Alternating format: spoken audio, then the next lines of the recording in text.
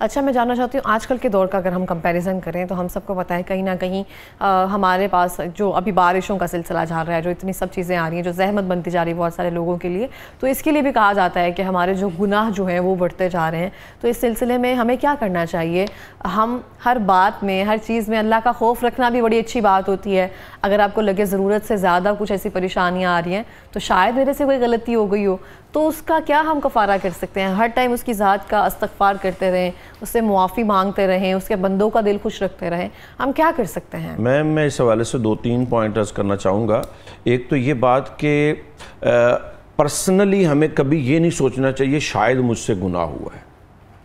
یقین کیجئے ہم تھوڑی دیر کے لیے اپنے اوپر اپنے رب کی نعمتوں کا احساس کریں اور پھر اس کی فرمان برداری کی طرف ذہن جائے تو پھر یہ آئے گا کہ میں تو ہر وقت ہی اللہ کی نافرمانی میں ہوں. پرسنلی تو ہمیں یہ نہیں سوچنا چاہیے کہ پتہ نہیں مجھ سے کون سا گناہ ہوا ہے، کون سا گناہ ایسا ہے جو ہم سے نہیں ہوا. ہم نماز نہیں پڑھتے ہیں تو صحیح نہیں پڑھتے، حلال نہیں کماتے، حلال کمائیں بھی تو اس کو صرف صحیح نہیں کرتے.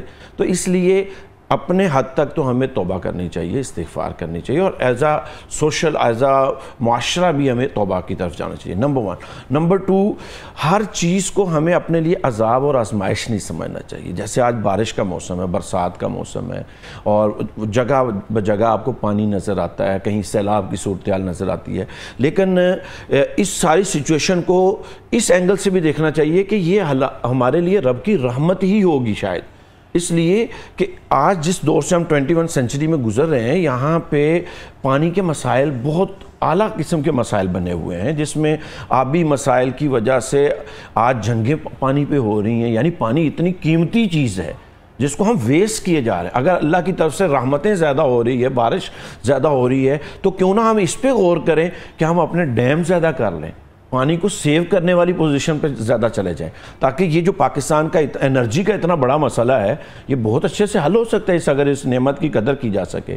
سیکنڈلی، اگر اس نعمتوں کو دیکھیں ہم ڈیوائیڈڈ، ہم لاہور میں بیٹھے ہیں تو لاہور میں تو شاید پانی گلی میں کھڑا ہو جائے تو ہم کہیں او کیا ہو گیا ہے، جبکہ اگر ہم زرعی رقبوں کی طرف چلے جاتے ہیں، کاشت کے ایریاز کی طرف چلے جاتے ہیں، تو وہاں شاید یہ پانی کی ضرورت بہت زیادہ ہے.